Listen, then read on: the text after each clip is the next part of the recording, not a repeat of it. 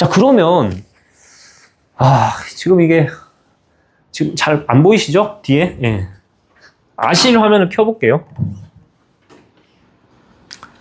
이게 일단 간단히 설명을 드리면 뭐냐면 이 빨간색들이 뭐냐면 65% 이상 전세가율을 보이는 곳들이요. 65% 이상 보이는 곳들. 그 뭔가 65% 이상 보이는 곳들 여기 금천구는 65, 중랑구 64인데 얘네들의 공통점은 뭐냐면 뭔가 잘 안 오를 것 같은 좀 그런 느낌이에요. 예. 전세가율 높은 데가 투자할 때 가성비가 좋지 않냐는 거지. 근데 왜 전세가율이 높은데 이상하게 손이 안 가냐는 거예요.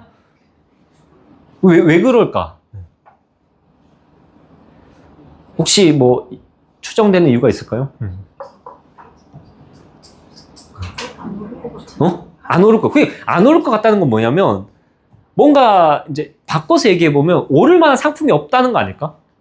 그럴 수 있잖아요. 그 공간 안에 오를 만한 상품이 없다는 거일 수도 있잖아요. 그러니까 오를 만한 상품이 있다는 건 뭐냐면 아무리 위치가 좀 안 좋다 하더라도 신축이 굉장히 많다든지 그 다음에 곧 신축이 될 애들이 굉장히 많다라고 하면 걔들이 합쳐져 있으면 걔는 어떻게 해요? 가격을 이끌어가면서 제일 문제가 뭐예요? 전세가율이 낮다는 거예요.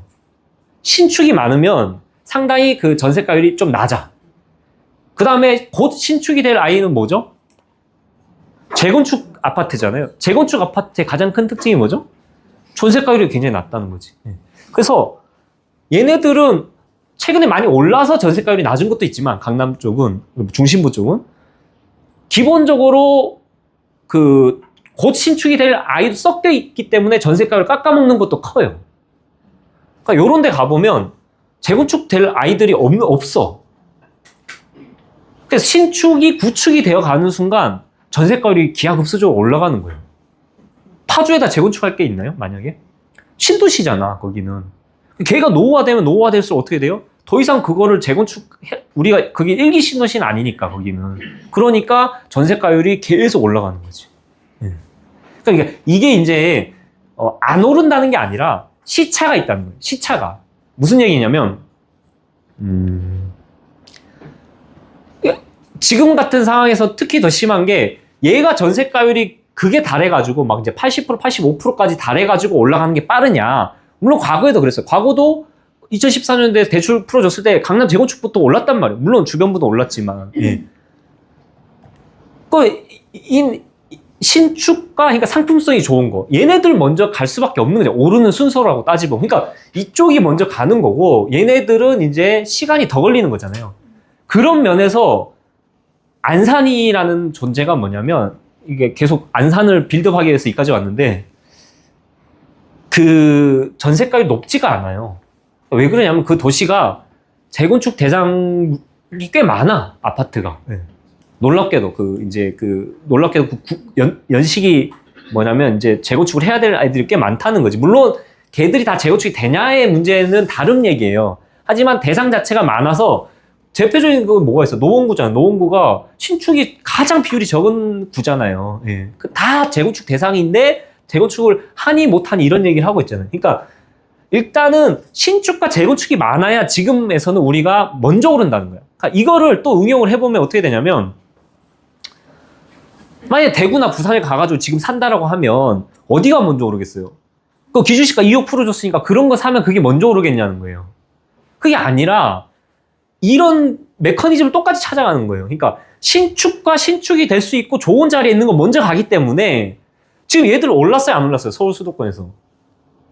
아니잖아. 그러니까 순서로 얘기를 한 거야. 순서로. 그래서 물론 뭐 좋은 데 살 수 있고 돈이 없으면 이런 데 살 수 있는데 만약에 그렇다 할더라도 먼저 빨리 바깥으로 나가지 않고 이 안에서 뭐 개발지 같은 걸 산다든지 아니면 좀 적은 돈으로 뭐 또 이렇게 재건축 같은 걸 산다든지 아니면 뭐 갭 투자 플러스 초기 단계 재건축을 한다든지 전략을 좀 다양하게 짤 수 있다는 거죠. 그러니까 그냥 갭만 보고 지금 갭이 저기가 좋으니까 뭐 전주 갭을 들어가야 돼. 뭐 전주는 좀 물량 상황이 좀 다르니까 얘기를 할 수 없는데 왜냐면 전주는 이런 게 만약에 여기가 이제 어떤 주변부의 구축 2억짜리 구축이라다. 기준시가 2억짜리 구축이라고 하면 여기가 80%까지 가 있겠지. 그런 데는 오를 수 있죠. 근데 지금 전반적인 이 어떤 그 전세가율 느낌을 보면 얘가 꽉 차가지고 올라갈 시기는 아직 아니라는 거예요. 제가 판단하기에는. 그래서 곧 신축이 될 아이들이 있는 곳이 먼저 가는 거고, 그게 시간적으로 많이 간 다음에 얘들이 이제 쫓아가는 거죠. 응용을 해가지고 한번 뭐 지방광역시 한번 볼게요. 예.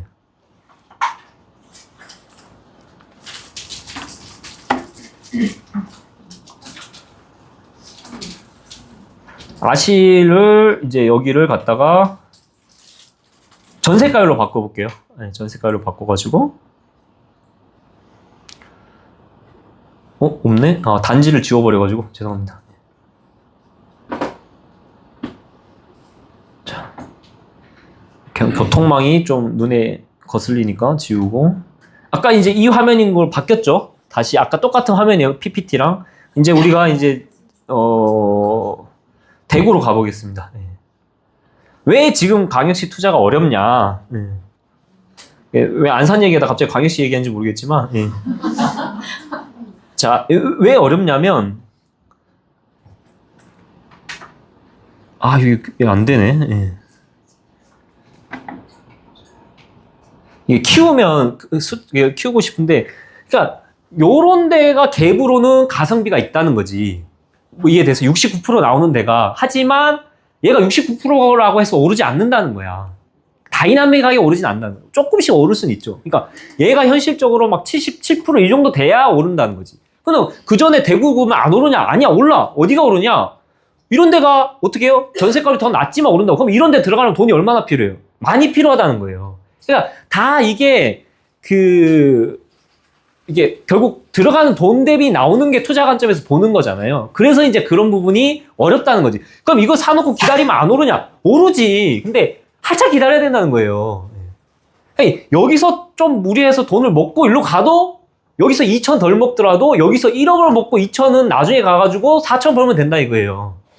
이게 이제 어렵긴 하지만 어떤 순서에 대한 어떤 개념을 설명을 드리는 거예요. 그러니까 요 느낌이면 아직은 그게 오를 수가 없어요. 그러니까 팍팍팍 오를 수가 없다고. 그러니까 나 이제 이까지 전세값 차가지고 이 정도 하기에는 지방에서 69%? 좀 무리 수가 있는 거죠. 예. 부산을 안 가볼까요? 예.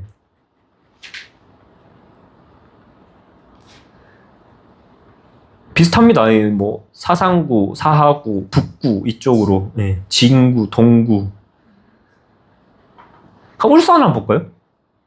울산 좀 다르지 않나요? 75%까지 나오잖아요. 동구 79%. 울산, 전주 같은 경우는 들어갈만 하다고 하는 게 그런 거예요. 예. 조금 그러니까 뺑이 치는 시간을 줄인다는 거지. 이 말이 맞나? 진짜 왜 이렇게 단어 선택이 어렵지? 이게 뭐 좋은 용어들이 많을 텐데. 아무튼 그런 느낌인 거예요. 그래서 이런 아까 그 수도권에서 이 전반적인 주변부에 있는 도시들을 우리가 지자체들을 봤지만, 놀랍게도 안산은 약간 지금 사면 그 두 가지 성격을 다 가지고 있는 거예요. 그러니까 뭐 그 중심부 나름대로 잘 올라가고 있고, 물량이 없기 때문에 갭도 많이 올라갈 수 있고, 그러면서 시간을 좀 줄일 수 있다는 거지. 내가 가진 돈이 없으면 주변부를 가면 지금은 사면 뭐예요? 의외로 전세가 상승이나 매가 상승을 기다리는데 시간이 오래 걸릴 수도 있다는 거예요. 근데 그런 거를 조금 줄일 수 있는 도시 중에 하나다라고 제가 말씀을 드리는 거예요.